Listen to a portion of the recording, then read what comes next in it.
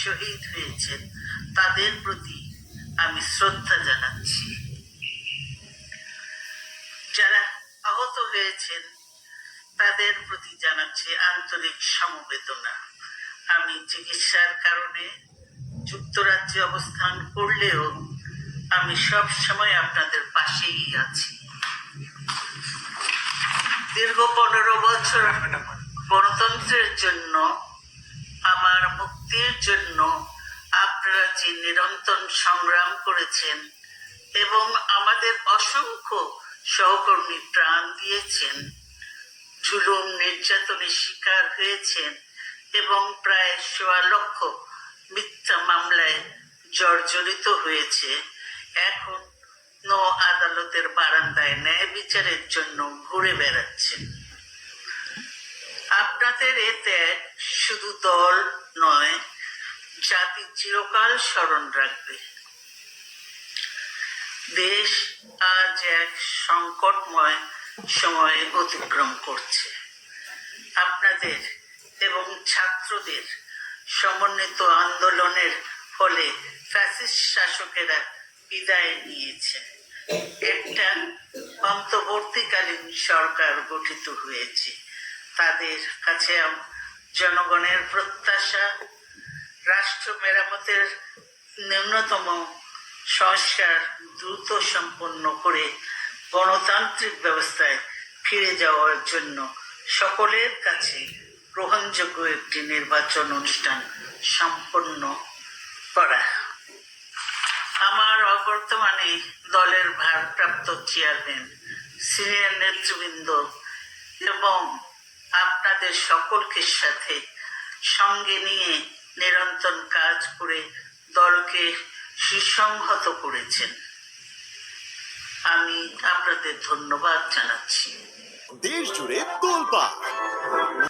আমি বিশ্বাস করি আপনারা শহীদ প্রেসিডেন্ট জিয়াউর রহমানের আদর্শে আরো উজ্জীবিত হয়ে আগামী নির্বাচনে সাফল্যের জন্য ঐক্যবদ্ধভাবে কাজ করবেন। এমন কোনো কাজ করবেন না যাতে আপনাদের এতদিনকার সংগ্রাম, আত্মত্যাগ বিফলে যায়। আমাদের সব সময় শহীদ প্রেসিডেন্ট জিয়াউর রহমানের সেই উক্তি মনে রাখা দরকার, ব্যক্তির চেয়ে দল বড়, দলের চেয়ে দেশ। বাংলাদেশের সর্বস্তরের মানুষ, বিশেষ করে তরুণ সমাজ আজ এক ইতিবাচক গণতান্ত্রিক পরিবর্তনের জন্য উন্মুখ হয়ে আছে। ক্ষুদ্র ক্ষুদ্র সংকীর্ণতা ভুলে দেশ ও জাতির বৃহত্তর স্বার্থে আমাদের কাজ করতে হবে।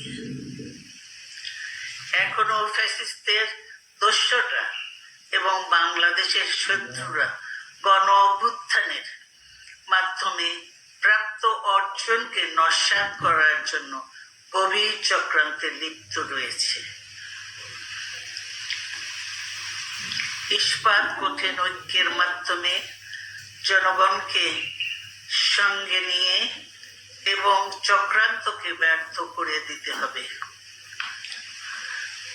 গণতান্ত্রিক বাংলাদেশ বিনির্মাণের জন্য আমাদের সকলকে একযোগে কাজ করতে হবে।